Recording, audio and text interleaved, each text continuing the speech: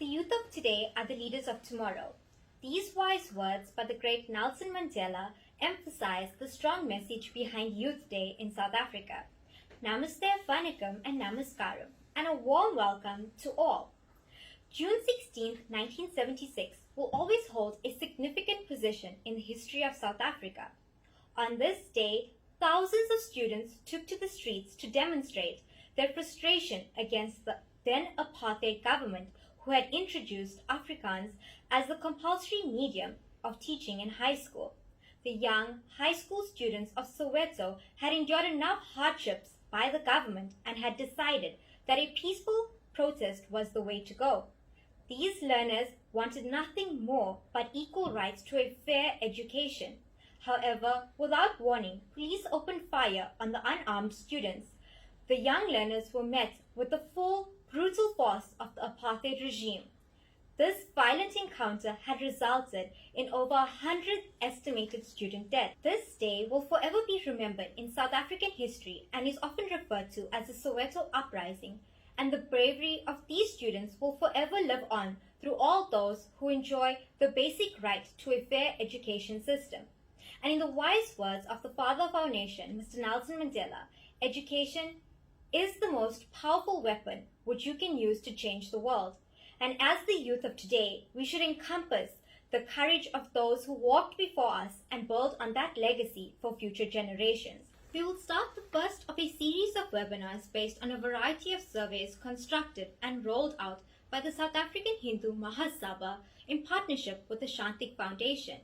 But before we jump in, let me introduce my colleagues who will be joining me today. There'll be Yvonne, who will be discussing the responsibility of parents and elders. Tamran, who would be discussing how to participate in Hindu activities. And Akshay, who will be giving you a bit more information on our Seva project. The intention of these webinars is to create continuity and strength of our Hindu faith, culture, and traditions within South Africa via debate and constructive ideas. The youth survey was hosted on the South African Hindu Mahasabha's Facebook page. In total, 180 responses were received. This is a small sample but does reflect some predictable trends. The questions were designed on the premise that some answers were preemptive, that is already known to us, and others were to confirm and identify what resolution or strategies could be implemented to make some effective changes. I won't waste much time on deconstructing the questions, but rather an interpretation of some of the results obtained and how they are related to this afternoon's webinar. So question 1 brings to light an important issue. Is Hinduism dying in South Africa?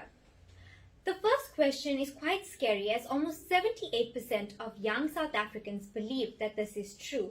And we need to question ourselves as to what is the source of this feeling or this perception and how can we change it. At some point, we need to ask ourselves, how do the youth of South Africa define Hinduism? Is it characterized by prayers, rituals, cultural events, or even Bollywood movies?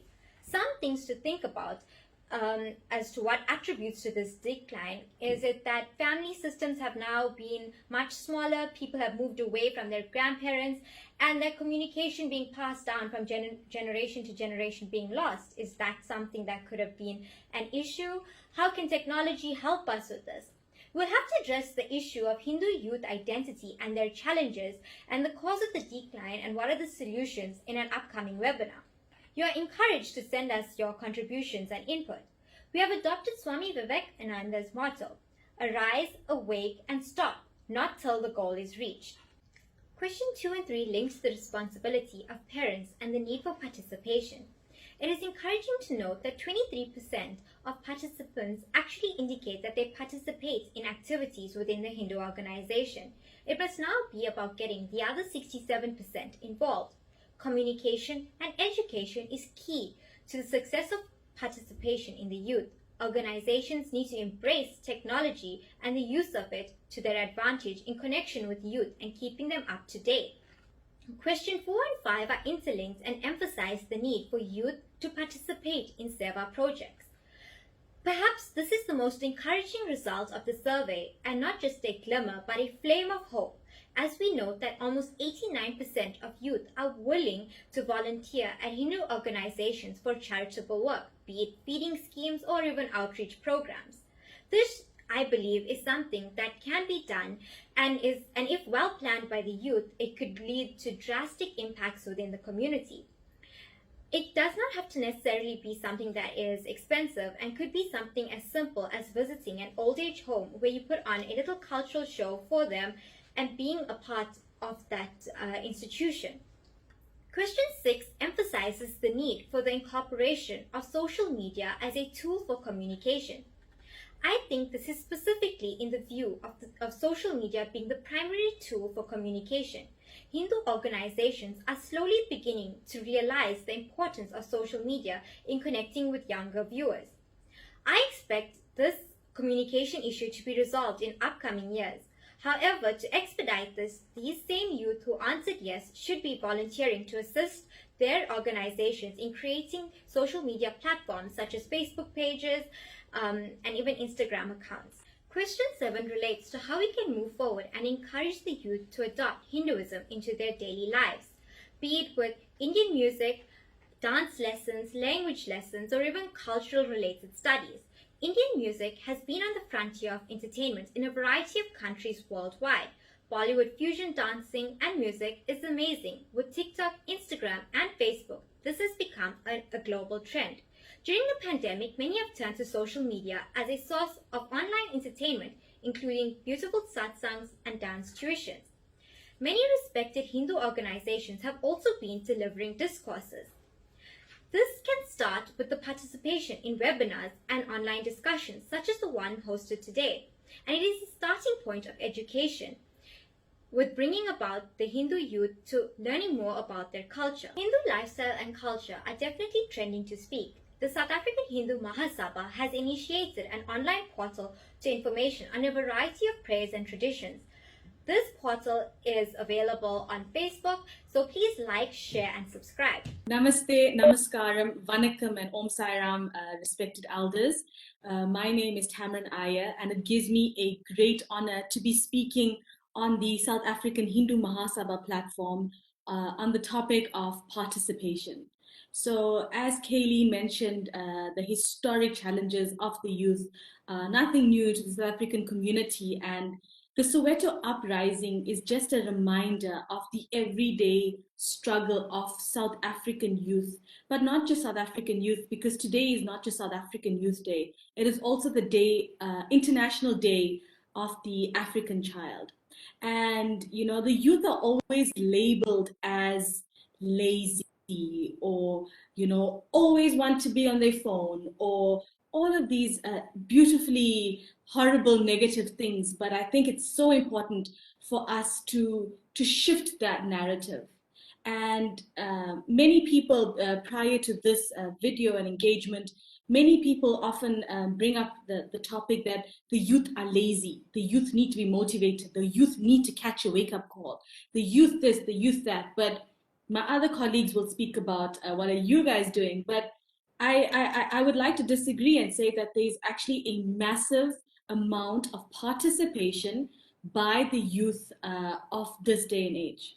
And it's something that I like to term a cultural revolution.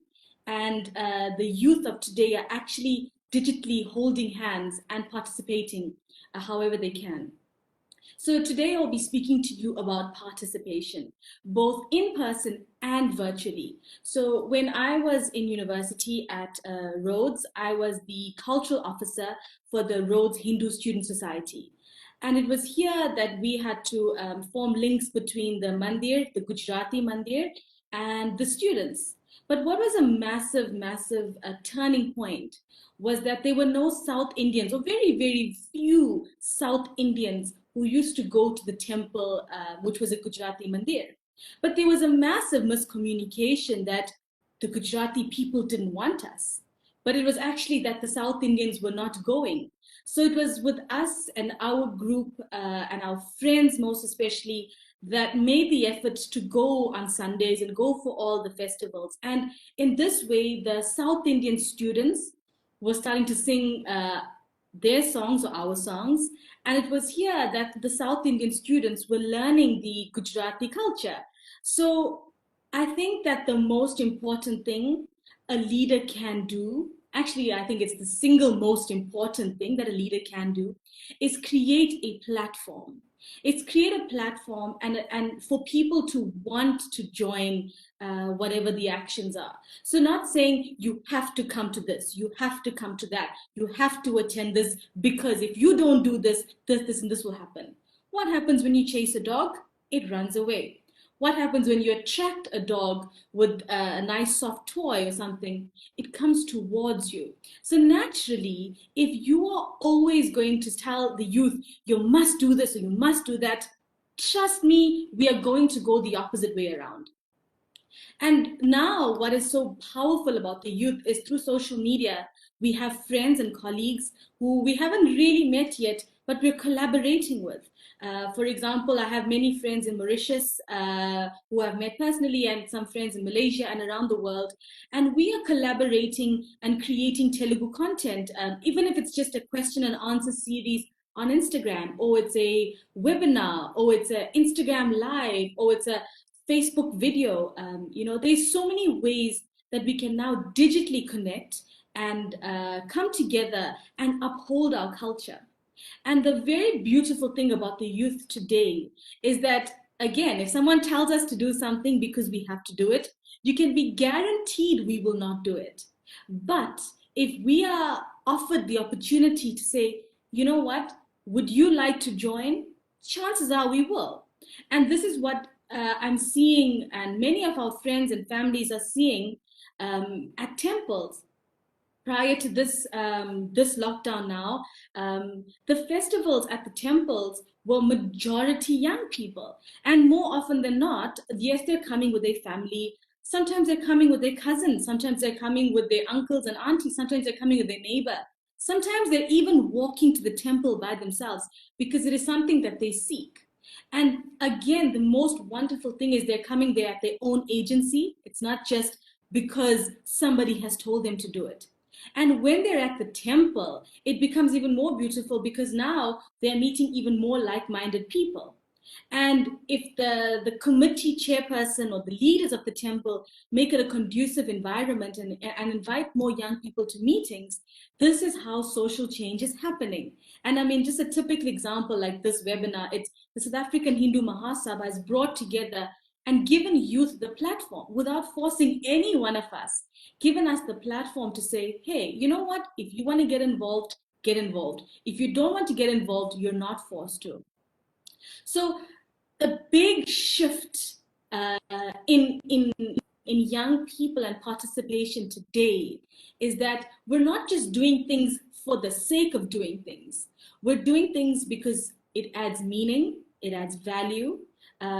For example, when we go to bhajans or go to the mandir or temple and we sit cross-legged, now it's now becoming the cool, trendy thing to do TikTok tutorials on yoga and to sit cross-legged. But actually, we've been doing that since Bal Vikas days. So, more and more of our spiritual elements are coming out into the real world.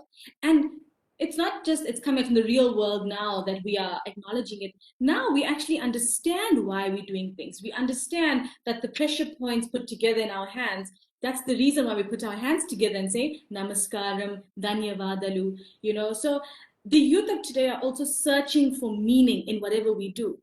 And more often than not, when we ask our grandparents' generation, why do we do a certain thing? And very often they're telling us, because it's always been done. Stop asking questions. Or just because you went to university doesn't mean you have the right to question what we're doing. And more often than not, I end up being the rebellious granddaughter. Within my own families, I'm very grateful. They know that there's a firecracker. But in the greater communities, when I ask an open question in front of people, they're like, "Who is this young 24-year-old unmarried girl questioning us?" Whereas we've been doing these things for many, many years. So it's a very, very, very interesting time. And I said the other day that all these challenges, our dharmic challenges and corruption and pandemics and you name it, we're facing it. I think it brings together a canvas of opportunities. Like, for example, today is not just Youth Day in South Africa, it's also International Day of the African Child. And I've asked my colleagues in Mauritius at the Telugu Samskritika Nilayam to please just send us a voice note and we'll put it together on a video and we'll play it for one of the Andhra Sabha in South Africa for the Santon Andhra Sabha Youth Festival. They didn't just send us a voice note. They did an entire music production and video camera angles and sound and this and that. And what that shows is that culture is not in the past, religion is not in the past. If anything, it is only getting stronger. So yeah, thank you so much to the South African Hindu Mahasabha for this absolutely wonderful opportunity to represent participation. And to the young people out there, I'm sure you heard this, get off your phone, get off TikTok. If your older folk have problems with TikTok, please tell them that all I do is I watch Bhajan Talk, because that's a thing. Sai Talk is a thing. Sai Bhajans on TikTok. That's a massive thing. One of my family members is Priven Mudli. Every second song of his comes up on my feed because people are hungry for culture and participation. And to the youth of today, this is an opportunity. All these difficulties we are facing today is an opportunity for us to get closer to whatever we seek. And guess what? It's not compulsory. If you want to come to Bhajans, come to Bhajans. Here's the opportunity. If you don't want to come, you want to live stream from a mandir in America, by all means, take the religion how you want to take it. And I think that is the most beautiful thing about Hinduism, is that it's not dogmatic. We don't have to do certain things. I didn't have to wear a black dot today. Didn't have to do all of these things. We do it because it adds meaning into our lives. And young people, let's keep asking questions. And very importantly, let's not just ask questions, let's participate. Let's get onto let's join our temple and organizations group chats. Let's just attend seva. Let's lead one project. Even if you can't lead projects, even if you're studying, how about leading the social media? There is so many ways that you can participate. Dhanyavadalu. Thank you. Namaste, Vanakkam, Namaskaram. So I'll be talking about the importance of the youth in preserving heritage and preserving culture. This past weekend, during a interview with EWN, President Cyril Ramaphosa actually mentioned that 40% of the South African youth, or of the Gen Z as they're called, does not know about Youth Day or about June 16, 1976. And for those of us, or for those of you who know about June 16, 1976 in particular, you'll know that it's not an isolated event. It's actually a build-up of frustration experienced by the youth that easily goes back up until 1953, when the Bantu education was actually first established. What we notice with June 16, 1976 is how the youth actually pushed the apartheid government and pushed the South African Revolution against apartheid for democracy. And when we look at the youth, it's really just a group of people that are going to be the future. When we see the youth, we're actually directly looking at the future.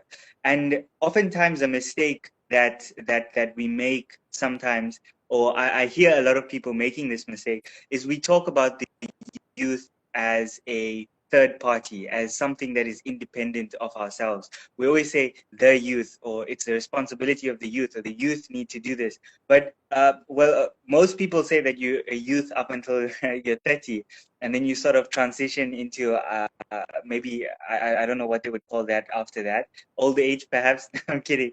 But so what you see is that the youth is not an isolated group or an isolated age group that is responsible for the future. So when we talk about preserving culture and we talk about being actively involved in our culture, in our tradition, it's not something that a particular group is responsible for, like the youth, or what we would categorize as the youth, which when most people speak of, they're speaking about people that are maybe 22 and younger.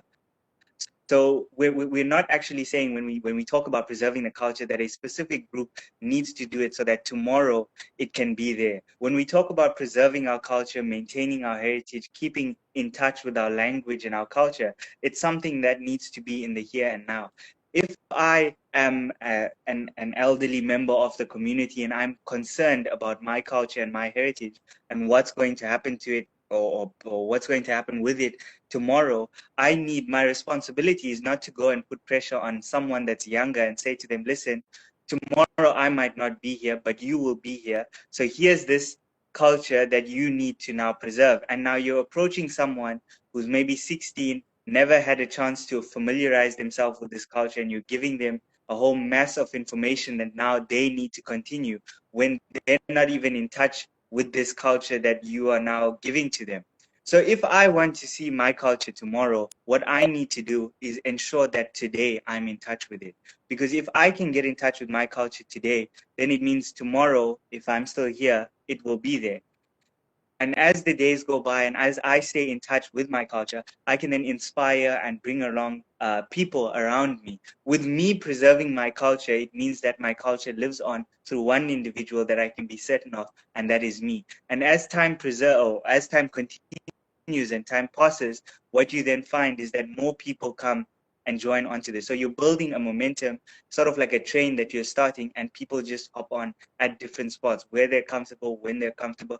And that's sort of the whole beauty of Sanatana Dharma. It's not a tradition where people are forced to think in a particular way or carry forward a particular agenda. It's sort of go with what you feel, experience things how you are meant to experience it, understand it the way in which you best can understand it. And that's sort of our culture. Our culture in terms of Sanatana Dharma isn't one way of thinking. It isn't a particular doctrine that is enforced onto people. It's more people being encouraged to explore, to form their own identity, to form their own understanding of the cosmos. And in doing so, there's what my favorite Hindu philosopher Sri J. Lakhani says. He says, when you try to explore the cosmos, don't look out there, but look within.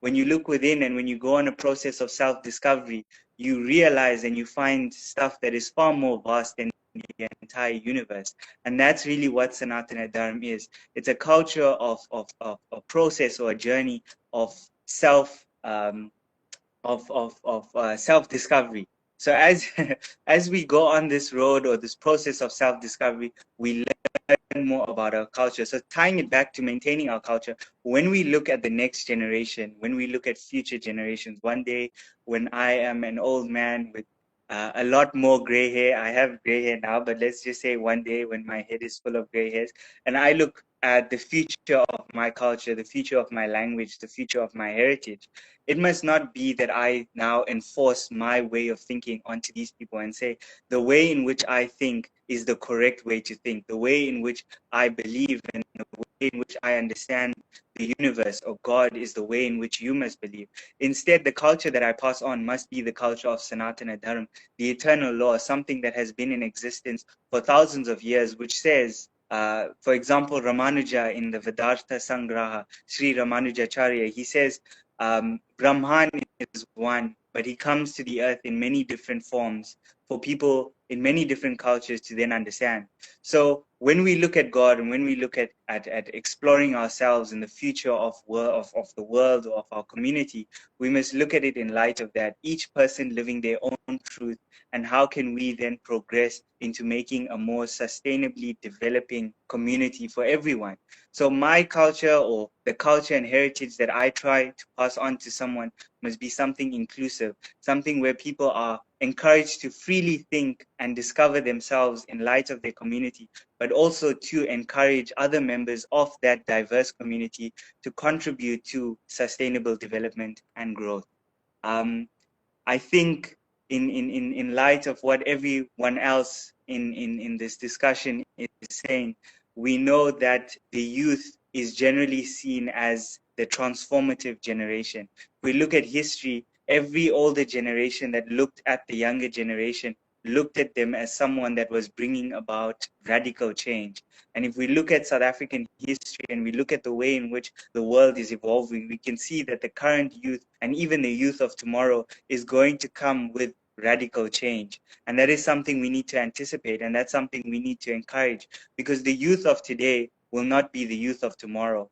And so we must encourage this transformation, this growth, this change, but also valuing and remembering the ancient wisdom and the ancient cultures and the ancient traditions of something like Sanatana Dharma, which encourages inclusion, development, love, peace, happiness, and so on and so forth. And when we do this, then there's nothing to fear about tomorrow.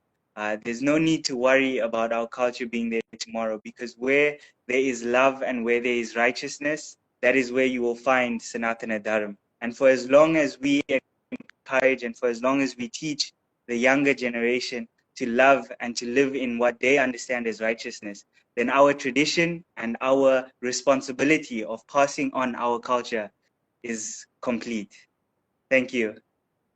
Greetings and thank you, Kaelin, for that introduction. I'd like to clear my role today, as I'm not talking about seva and the value of seva plus the inherent Hindu philosophy behind it. Rather, I'm talking about opening doors and opportunities for the youth. As Kaelin pointed out on the survey, as the youth, we want more opportunities. We want to do work and get our hands dirty. And I think from reading these responses, the problem was not having these opportunities at their doorstep. So with the work done by the Mahasabha and the COVID Relief Foundation, we found that there's a lot of difficulty for youth to get into these doors and find opportunities to just get their hands dirty. We find difficulty for transport, parents to drop off their kids at these events, safety issues obviously with COVID-19, resources as well, because as youth we shouldn't expect ourselves to be contributing financially and with actual physical goods. Let's use our energy and our time and effort as the resources. And obviously the biggest obstacle for us as youth is time. We find ourselves studying, we find ourselves overcommitting or stretching ourselves out.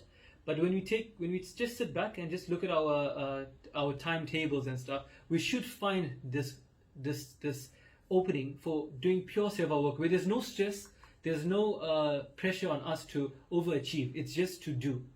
Then when we're moving on, we're also at the modern age of seva, right? So we don't necessarily have to push on and get there to physically feed people anymore. There's a lot of alternatives to physically being at a location. So I like to think about it as assisting your temples or your organizations with a social media page, assisting the IT teams, because we find that a lot of organizations are suffering with that. Helping on editing, graphic design, online education. It's a simple process where you can assist and do wonders from the comfort of your own home. Working from there, I think what we've also pushed on is having online seminars, where as the small number of youth that we have right now, we've done a lot of work just from the comfort of our homes and presenting the seminars like this webinar we have right now. But extending on that, I think that's just a temporary solution because we are in the COVID pandemic. With the Mahasabha itself, if people want to extend beyond the Psalms 108 project, we have a lot of affiliates doing great things from their own temples and organizations, locations. So reach out to us, contact the Sabha directly, and request assistance or information on where you can work with your expertise and your resources, your time in your area. There's no need for us to extend and push on, drive 100 kilometers just to get to one Seva project. We can work by ourselves and from where we are, as well as get to these organizations. Thank you, Katie. Thank you for joining us in this afternoon's webinar. Please like, share, and comment to receive regular updates.